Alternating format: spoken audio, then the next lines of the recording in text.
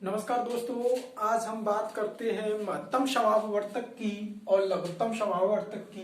महत्तम समापवर्तक क्या होता है, लघुत्तम समापवर्तक क्या होता है, इसके बारे में समझते हैं और सीखते हैं कि लघुत्तम समापवर्तक कैसे निकाला जाता है और महत्तम समापवर्तक कैसे निकाला जाता है। सबसे पहले बात आती है गुणनखंड एवं गुणज की। तो देखो, गुणनखंड एवं गुणज क्या होते हैं इसके बारे में समझते हैं। वह संख्या जो एक संख्या से दूसरी संख्या पूर्ण रूप से विभाजित हो जाती है तो वह संख्या दूसरी संख्या की गुणज कहलाती है। जैसे यह कोई भी एक संख्या है और इसे हमने ए से भाग दिया, तो ये अगर ये पूरी तरीका से इसे भाग जीरो करती है या भाग देकर डिवाइड कर देती है, पूर्ण रूप से इसमें भाग चला जाता है, तो यह संख्या ए संख्या जो है बी का एक गुणज कहलाएगा। यह भी कहलाएगा, यह गुणनखंड है, ए बी का गुणनखंड है, ए बी का गुणज है, दोनों चीज यही कहलाएगा। अब बात करते हैं महत्तम समापवर्तक की। महत्तम समापवर्तक क्या होता है? महत्तम समापवर्तक वह संख्या होती है, महत्तम समापवर्तक वह संख्या होती है जो किसी संख्या को, एक संख्या दूसरी संख्या को पूर्ण रूप से विभाजित करती है, दो या दो से अधिक संख्याओं को एक साथ विभाजित करती है, वह संख्या महत्तम समापवर्तक कहलाती है। क्या कहलाती है? महत्तम समापवर्तक कहलाती है।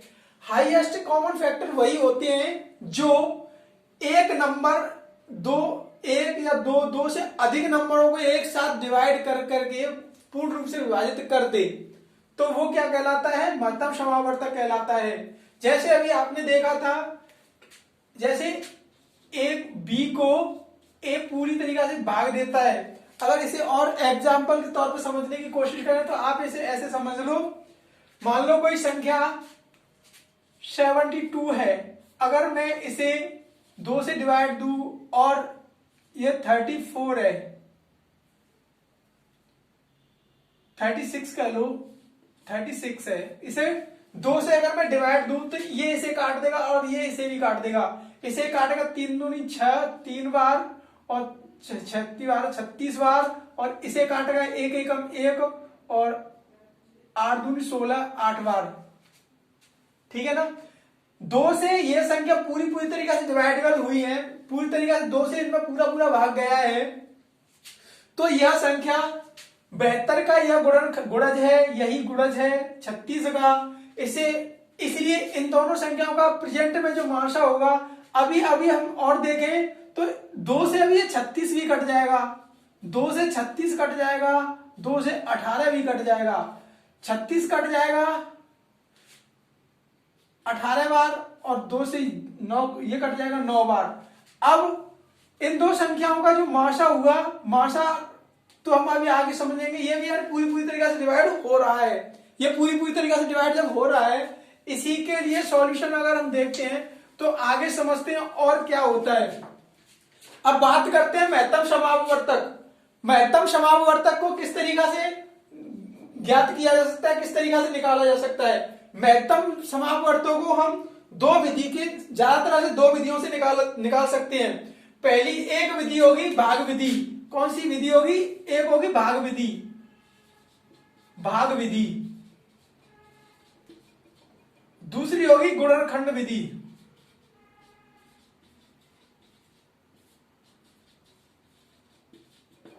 गुणनखंड विधि, भाग विधि। सबसे पहले हम भाग विधि को देख लेते हैं, बाद में देखें गुणनखंड विधि।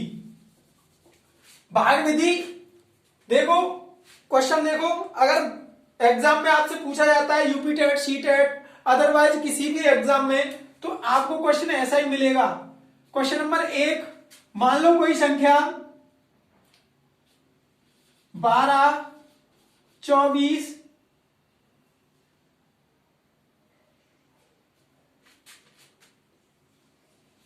48 यह संख्या है। इसका हमें महत्तम समापवर्तक ज्ञात करना है, तो जरा ध्यान से देखो कि वह कौन सी संख्या होगी जो इसे पूरी तरीके से डिवाइड करेगी। तो हमें सबसे पहले इस तरीका से कंपैरिजन करना है, और बड़ी संख्या में उससे छोटी संख्या का भाग देते हैं, बड़ी संख्या में उससे छोटी संख्या का भाग देते हैं। तो सॉल्व में लिखेंगे 48 डिवाइडेड बाई 24। इससे जब हम डिवाइड देंगे इसमें तो 2 टाइम्स जाएगा 48। यहां पे बचा कुछ भी नहीं।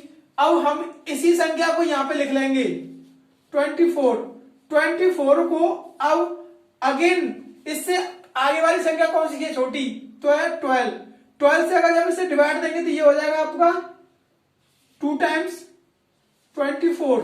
यहां पे बचा 0। तो हम कह सकते हैं महत्तम समावर्तक क्या होगा, हाई कॉमन फैक्टर क्या होगा, हाई कॉमन फैक्टर होगा 12 एक ऐसी संख्या होगी जो तीनों को आपस में 12 संख्या ऐसी है जो डिविजन कर रही है, इसलिए हाईएस्ट कॉमन फैक्टर इस तरीके से निकाला जाता है। भाग विधि इसी तरीके से निकाले जाते हैं। अब बात करते हैं गुणनखंड विधि से। आपको गुणनखंड विधि भी सीखनी है। सबसे पहले बात करते हैं गुणनखंड विधि की। भाग विधि हो गई है कंप्लीट। अब समझते हैं गुणनखंड विधि। सपोज करो आपको एक क्वेश्चन नंबर 2, आपको कोई क्वेश्चन दे रखा है 12, 18, 24 या 36, कोई भी नंबर लिख लो अपनी तरफ से।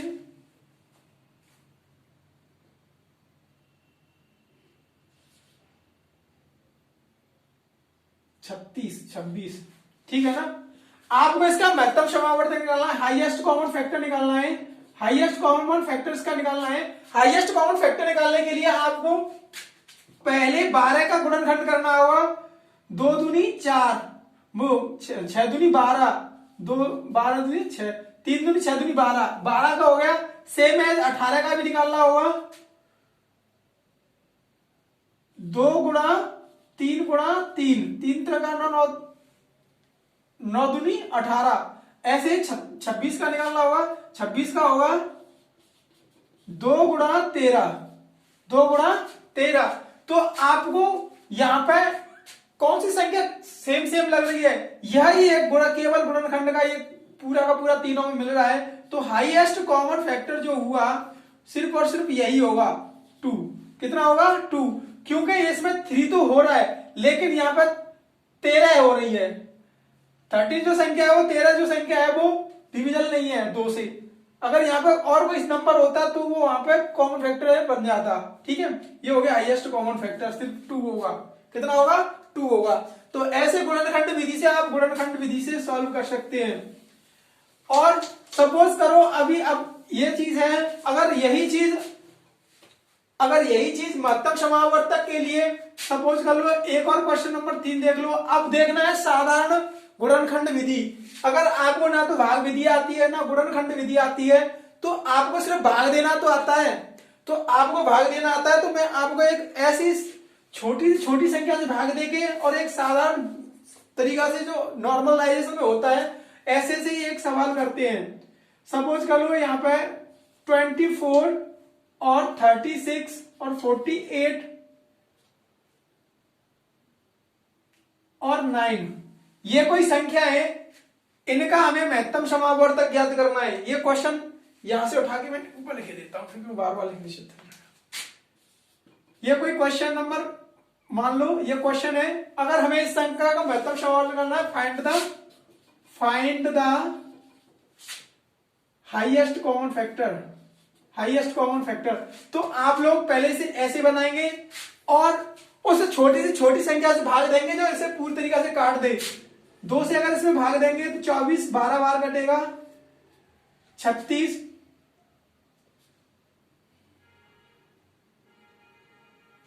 18 बार, और ये कट जाएगा 2 4 और ये 9 ऐसे कैसे जो जिसमें भाग नहीं जाता है हम उसे ऐसे के ऐसे उतार लेते हैं।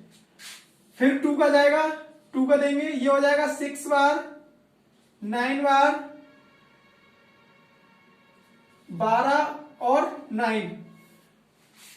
हमें निकालना हाईएस्ट कॉमन फैक्टर। देखो अभी 3 किसी से 9वीं संख्या जो है किसी से कटी नहीं है, तो अब हमें हाईएस्ट कॉमन निकाला तो 3 से डिवाइड करते हैं। 3 से जैसे डिवाइड करेंगे तो 3 दूनी 6, 2 बार 3 त्रिका 9 3 बार, और 4 × 12 2 बार, और 3 त्रिका 9 3 बार। तो हमारे लिए देखो हाईएस्ट जो कॉमन फैक्टर है वो कितना हो गया 3, क्योंकि बाकी के नंबर जिसमें अभी देखो यहाँ पे 2 आ रहा है, यहाँ पे 3 आया, ये तो किसी और से कटेंगे, ये ना तो 2 से 3 कट रहा है, ना 3 से 2 और 4 कट रहा है, इसलिए हाईएस्ट कॉमन जो फैक्टर हुआ वो हुआ हमारा 3, क्योंकि 3 से ये 6 भी कट रहा है, 9 भी कट रहा है, 12 भी कट रहा है, और फिर से 9 कट रहा है। तो हाईएस्ट कॉमन फैक्टर जो हुआ वो यही हुआ। आगे बात करते हैं नेक्स्ट क्वेश्चंस की, जो जहां तरह से मोस्टली एग्जामों में पूछे जाते हैं, ऐसे क्वेश्चंस के बारे में हम आगे चलते हैं। बात करते हैं हाईएस्ट कॉमन फैक्टर ज्ञात करना शेषफल के साथ। अगर कोई क्वेश्चन आपसे ऐसे पूछ लिया जाए कि आपको बताना है कि ऐसी संख्या बताओ जो वह बड़ी से बड़ी संख्या ज्ञात कीजिए, जो सपोज कर लो आपको एक क्वेश्चन दे रखा है, वह बड़ी से बड़ी संख्या ज्ञात कीजिए जो, क्वेश्चन नंबर ये मान लो 37 और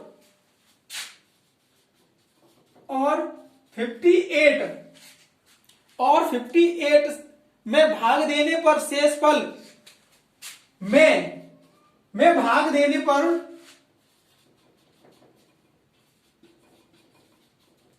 पर शेषफल क्रमशः 2 और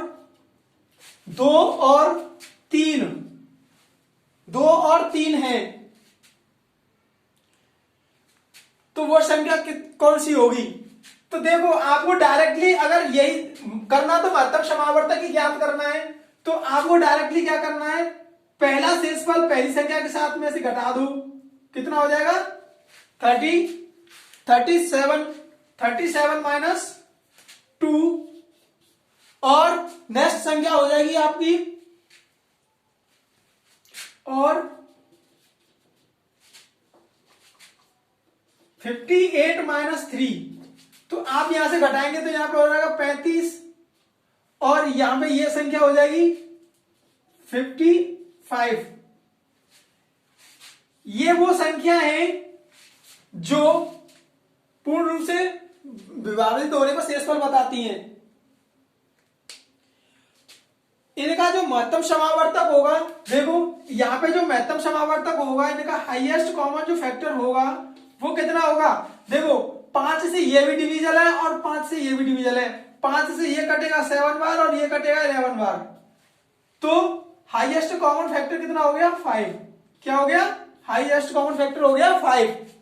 आप लोगों को ऐसे सवाल मोस्टली एग्जाम में देखने को मिलते हैं, आप लोग इसी के साथ साथ आगे नेक्स्ट बढ़ते चले हैं, ऐसे ही क्वेश्चंस आप आगे भी देखते रहें, आगे भी करते रहें। अगर आपको वीडियो अच्छी लगती है, आपको लगता है कि इससे हमें बेनिफिट मिलने वाला है, तो आप अपने दोस्तों के साथ शेयर करें और सब्सक्राइब करें हमारे यूट्यूब चैनल को, दोस्तों के साथ शेयर करते रहें, लाइक करना ना भूलें और चैनल को सब्सक्राइब कर लें, वीडियो को दोस्तों के साथ शेयर करें।